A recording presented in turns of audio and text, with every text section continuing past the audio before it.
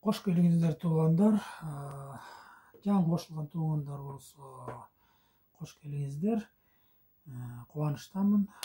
YouTube каналга келип ушинтип тахограф жөнүндө билим алып атабыз чогуу. Талкууладык, кайта кетсек, кайталапчы. Талкууладык. Минут жөнүндө талкууладык, саат жөнүндө талкууладык. Эми сутка жөнүндө талкуулайлы. Кандайча тиешеси бар ушулар сандардын тахографка. Сутка жөнүндө алсак, бир сутка деп коелу. Бир сутка кандай байланышы бар тахографка? Бир сутка. Эми бир сутка дегенде эле эсибизге келет 24 саат, Ошо 24 сааттын ичинде эмне бар? Эмне кирет аяка? Мисалы үчүн иш сааты дегенде ошондо 15 саат узун иш саат. 24кө 9 жетпей калды. 15 саат иштеп койсок, мисалы үчүн, мунун ичинде бүт бар да, мунун ичинде. Пауза да бар, вождение да бар, ожидание да бар, балкача да бар мунун ичиндечи, 15 сааттын ичинде. 15 сааттын чегинен чыкпастыктан чыкпай туруп 14 саат 30 минут болду, токтойбуз. Сутканын паузасына ошондо 9 саат калат экен. 9 саат пауза туруп коюш керек. Ошондо баш аягы 24 болот. Же болбосо дагы эмне эстеп алабыз? 13 сааттык күндүз иштедик деп коелу. Баягы эле кайра эле вождение, анан балкача, ожидание мененчи. Ожидание мындай. Бир чийими бар. Ожидание чогуу 13 саат болуп, 13 сааттын чегинен чыгайын дегенде эле биз кайра эле паузага турабыз да, сутканын паузасы. Түнкү. Ошондо 24төн 13 алганда канча болот? 11 саат экен. Ошондо биз канча турушубуз керек? 11 саат турушубуз керек. 11 саат турушубуз кем эмес. Үспөй турушубуз керек. 11 сааттан көбүрөөк. Чогуу 11 менен 13 24 болот да, чогуу. Ошон үчүн сутканын байланышы кандай? Бир сутка. Кийинки бир жума кетет да, бир жума. Бир жума.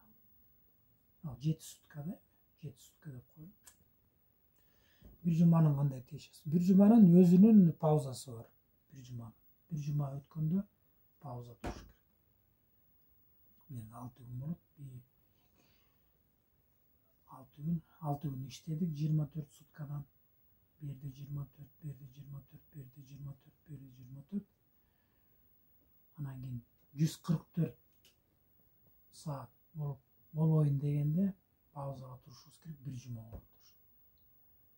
Бир жуманын паузасына туруш керек. Же кыскарылган пауза 24 сааттан 45ке чейин, же стандартный 45 саат турушубуз керек. Же болбосо жанакы 3-чү жуманын паузасы 45 саат плюс карыздар.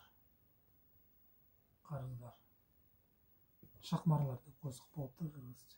Ошолорду беш керек да, булар жана 24 туруп койгон. Ошонун калдыктары кошулат да. 21 саат 45ке чейин. Ошолордун баарын беребиз. Суроолор болсо бере бергиле бир жума жөнүндө. Эмкиси ал уже 2 жума кетет да, 2 жума. 2 жуманын өзүнүн байланышы бар. 2 жуманы биз айтып кетпедик белек. 2 жумада 56 саат айдайбыз, анан 34 саат айдайбыз, анан 90 саат депчи болгону айдай алат экенбиз вождение. 2 жумада 90 саат айдай алабыз дегенчи. Анын чегинен чыга албайбыз 2 жуманын ичинде. Наоборот болуп калышы мүмкүн. Бу жерде 34 айдайбыз, бу жерде 56 айдайбыз. Иштеп болот. Же бөлүп коебуз теңден тең. 45тен коюп коебуз болду. 90 ошол эле 90 болуп калды. 2 жуманы кошулду. Эми кызыктуу жерге келип атабыз. 3-чү жума деген. Үчүнчү жуманын кандай кызыктуусу бар? Үчүнчү жума. 1, 2, 3. Таап атасыңарбы? Мына бир жума иштедик, өзүнүн паузасын бердик. Мисалы үчүн 30 саат деп коелу. Берден бердик 44 саат деп коелу. Үчүнчү жумага келдик, 45 саат турабыз да, полный туруп беришибиз керек. Базага тартат бизди. Польшага. Же Литвага. Эле Литва. Тартат. Анан ошол 45 турабыз дагы плюс беребиз могу. Шахмардын баарын беребиз да, карыздар. 30 дейм да. 30 туруп койдук да, 15 саат калды, 45-ке чейин. 15ти берет экенбиз, плюс 44 туруп коюп турабыз могу жерден. 1 эле саат. Плюс 1 эле саат беребиз. 16. Ошондо 61 эле саат карызды берет экенбиз да, 3-чү жумада. 61 саат. 3 суткага жетпейт экен да. Ошондон кайра эле ушуну 61 саатты бергенден кийин анан тахограф морден кайра силерге берет да. 144 саат берет, бир жума берет да. Анан бир жума тургандан кийин анан жөнөкөй эле стандарт мени 45ти туруп коесуңар. Андан кем эмес 45, 46 туруп койсоңор болот. 45 жарым туруп койсоңор болот. Кайра 144 саат берет силерге тахограф. 3 жума дегендин ошондой өзгөчөлүгү бар. 3 жума. Эмки 3 жума, 3 жумадан кийин дагы айтпай кеткенибиз, сутканыкы 28 сутка бар экен да ошо. Почти 4 жумада 28 сутка. Мунун кандай тиешеси бар тахографка? Биздин карта водителя, чип карталарыбыз штрафтарды, мисалы үчүн биз иштеп атабыз да. Чип карта ошо жаза берет да, биз иштеп атабыз. Чип карта жаза берет нарушенияларыбыз да. Бияктан турбай калды, бияктан 45 саат эмес болбой калды, бу жерден 9 саат эмес 9 жарым саат айдап койду, нарушенияларды бүт жаза берет. Сактай берет, жаза берип, ошондо 28 сутка жазат.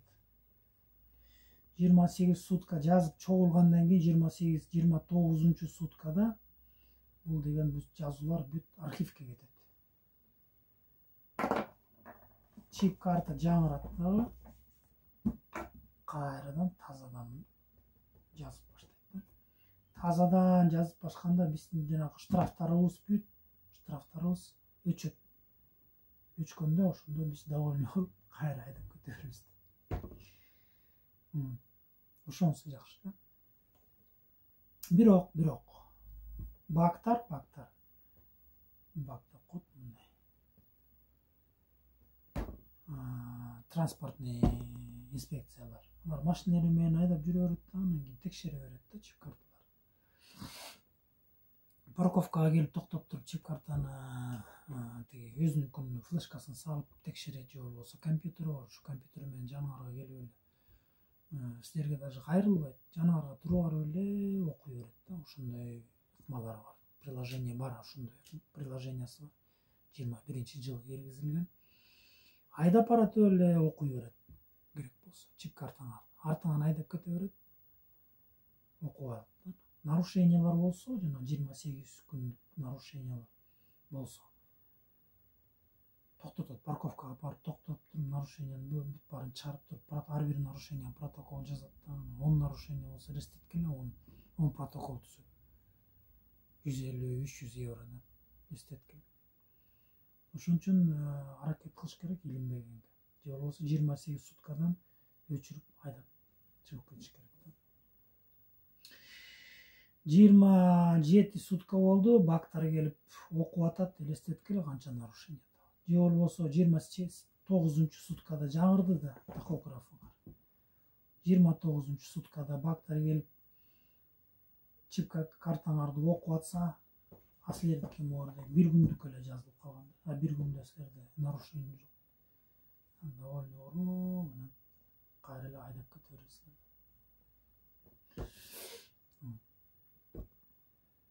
Ошо 28 сутканыкы деген ошо чип карта жаңырат. 28 сутка. Бирок архивке кете берет нарушениялар. Архивди окуган ал башкача окуш керек. Ошентип 28 сутканы ошондой. Картага этият болгула, бүктөбөгүлө, сындырып албагыла, нарушениясыз иштегиле, чип картаңар силердин репутацияңар, авторитетиңер, кандай водитель экенсиңер. Мисалы үчүн бир базадан башка базага которулганда шефтер же механиктер чип картаны талап кылат дагы, текшерет, окуйт, канча нарушение бар, кандай нарушениялар бар, такай болуп атабы нарушениялар, же кес-кестеби депчи. Кээ бирде нарушениялар көп болсо албай деле коюшу мүмкүн жумушка. Анан чип картаны колуңардан келсе таза сактаганга умтулгула, без нарушения айнаганга. Өзүңөргө да жакшы штраф төлөбөйсүңөр, акчага толук айланган аласыңар, кам көргөнгө, туугандарга, малдарга үйгө салып ийесиңер, наоборот, аларга штраф бергенден көрө.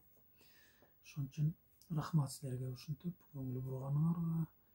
Уланталы билимибизди көбөйтөлү тахограф жөнүндө. Баргандар биз алып чыгып аткандарга ийгилик, Европада иштеп аткандар туугандарга ысык салам. Көрүшкөнчө, отпускка калабыз, көрүшөбүз буюрса. Жазгыла, комментарий жазгыла, катталгыла. Көрүшкөнчө туугандар.